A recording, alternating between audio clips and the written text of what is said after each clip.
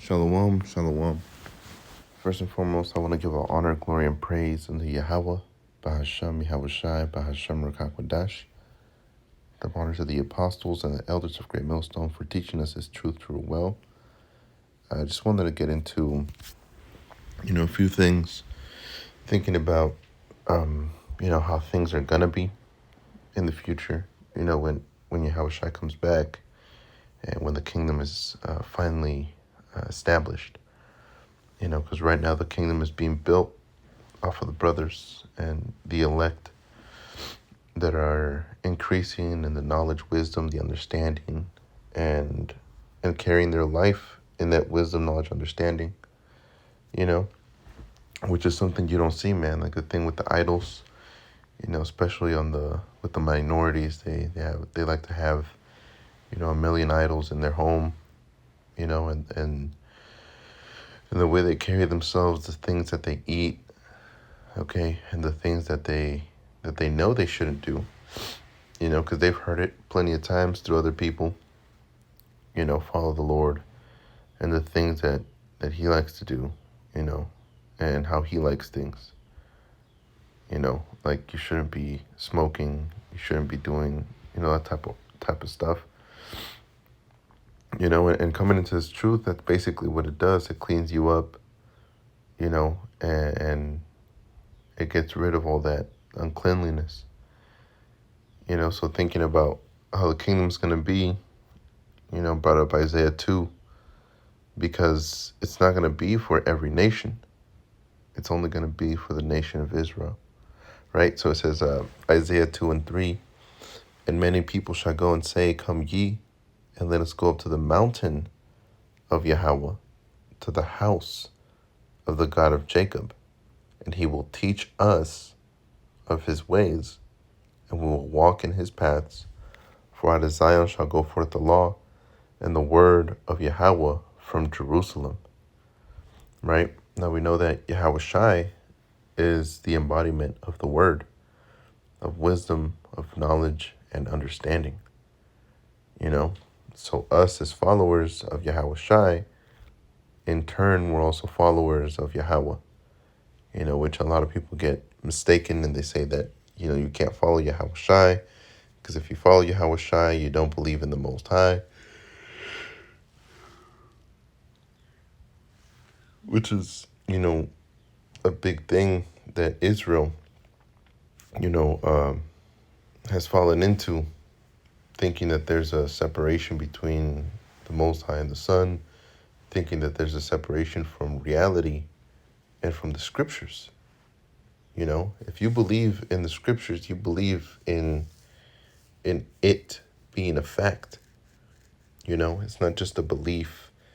It's not just, we're no longer living in a time where we should, blindly have faith. We're living in a time where the prophecies are there, man. And they've been unveiled by Yahweh Bahasham Yahushai through the Spirit. The things that are happening, the RFID chip, who's the devil, who are the children of light, all those things. But it also tells you that, the children of wickedness would be smarter than the children of light, which they are. Because when the time comes, the children of light, they don't believe that Esau is going to bring some type of damnation on them, any type of war. But the children of the wicked, they believe that the RFID chip is the mark of the beast. They believe that the government's against them, And you have a bunch of Jakes that believe that the nation's going to be okay, man. That reminds me about, 4 years ago when I was out in the highways, this man, when I was teaching, this man came up to me and tried to tell me that I was preaching wrong, and it was a Jake, maybe Judah, Benjamin, or Levi, but he came up to me and said I was teaching wrong, and I told him if he had a preference of how to teach, he can go make his own camp, and he can go teach on the other side of the corner, and he was like, no, you don't know what you're talking about. So I asked him, what what time are we living in? You know, what time period, according to the Bible, are we living in? And he said, we're living in a time of Christian prosperity. And I said, where is that in the scriptures, man? You know, where's that in the scriptures? And it's not there. He couldn't tell me. Why? Because he likes to be living in a time of being blind, man. You know, groping at noonday. You know, and that's how a lot of Jakes are, man. They want to just keep working and pay no mind to the things around them. You know, when we know the things that are to come, man. You know, so laboring in this truth is very important, very, very important. It's something almost a must, just because we know that, you know, there's brothers at the end that are going to come in, you know, and they might not labor as much as the elders, the apostles. You know, not saying that you should be slothful, but because of the time that they came in, you know. So it says, and he shall judge among the nations.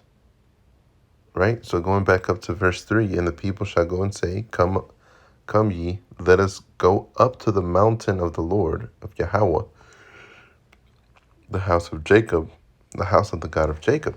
Now that word mountain represents strength, and it represents a government. All right? A hill, a mountain, country, a mount. Okay? Let's see what they use here. Same thing for mountain, but that represents the nation of Israel. Let's go to the mountain of Yahweh, you know, which is the government of the Lord, the house of God, of the God of Jacob, which is the house of David, which is going to be the government set up over the world. You know, there's not going to be the one world order, novus ordo seclorum in the Latin, you know, which is new world for the ages. It says, he will teach us of his ways, and we will walk in his paths. So, you know, just going over that first verse, or that third verse in Isaiah 2nd, in the future, you're going to have Israelites teaching other nations. Okay? They're going to be taught the ways of the Lord, which is what? The law, statutes, the commandments, right? The things that we're supposed to be doing.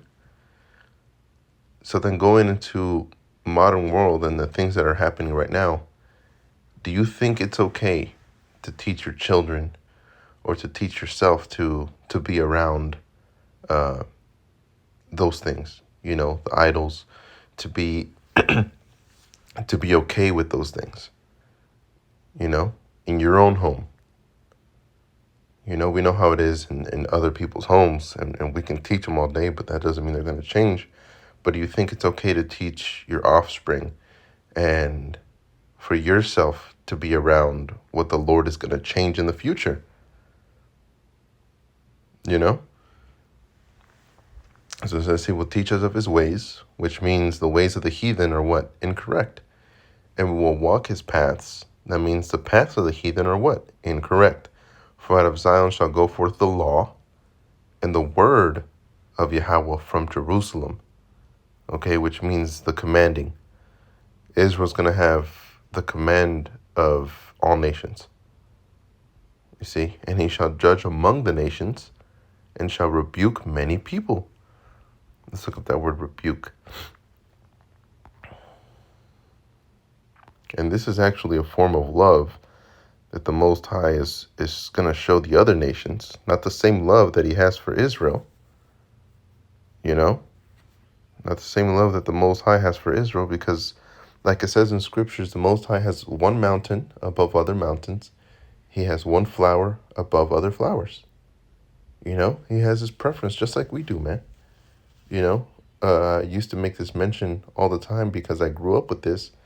But, you know, having a mom and a parent, you know, mom and dad at home, you know, they like to take care of us as we were growing up. So they would buy us toys, and they would buy us, you know, basically give us time for imagination, you know? So the toys that I had, I loved that. You know, at that time, I loved all my toys, and you know, creating environments and creating my own scenarios with my toys, and playing with that, man. You know, so having all my toys, regardless of how much I like them, I always preferred one toy over the other. And the toy in every single scenario that I created was the hero, you know, and regardless of not of the other ones being bad or being the like the sidekicks, you know, I still loved all my toys. And the same thing with the Most High. He's showing love to all these other nations, you know, regardless of how much they go off, by putting Israel on top, you know. And people like to say that there's a hate, you know, because the Most High said he created everything and he saw that it was good, you know, good in his eyes, meaning for his prophecies, you know, this is how things are going to play out. And if he created one unto honor, which is Israel, and one unto dishonor, which is Edom, who are you to turn to the Most High, man? You know, these are the things that he wants, and this is how he wants it set up, right? So like, I didn't mean to really go off on that, but let me see. Rebuke is in the Hebrew wahawa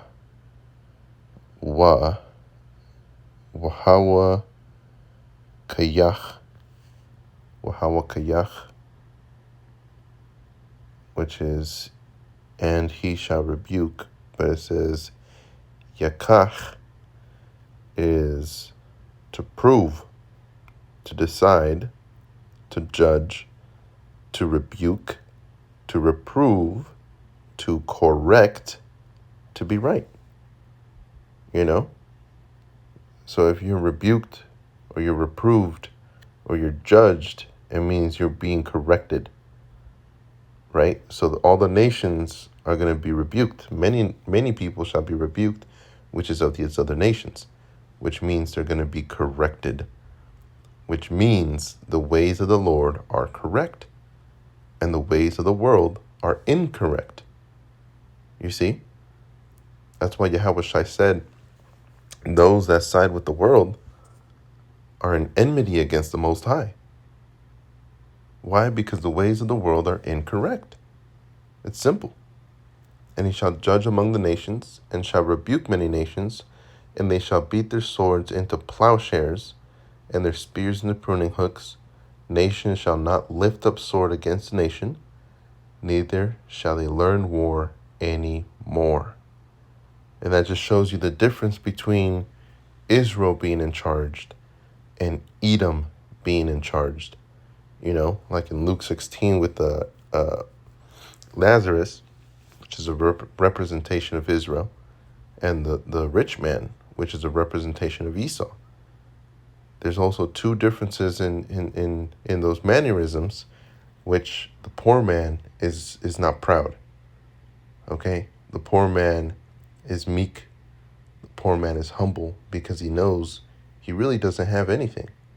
The only thing that makes that poor man great was Abraham, which to us is Yahushua and Yahweh, the Most High. You know, that's the only thing that made our nation great, man. You know, and our ability to receive them is what made us great in return, right?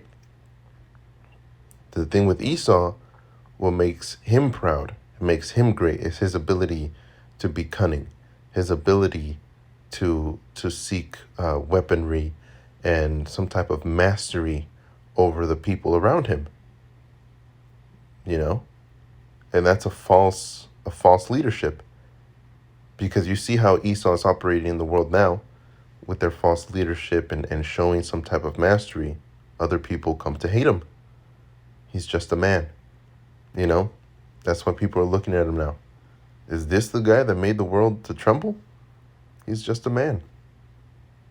You know, but Lazarus, on the other hand, people are going to say, let's go to him because he's not just a man. right? They're looking at Israel like, this is the favored of the king of the universe. You see? So I'm going to end it with Isaiah 2:5. O house of Jacob, come ye, let us walk in the light of Yahweh. You see? Simple as that. You know? And I say simple, but it's a lot harder than it seems. You know? Walking in the light of Yahweh Shem Yahushai. You see? So with that, I want to give all honor, glory, and praise unto Yahweh, Bahashem Yahushai, Bahashem Rakakwadash. Shalom.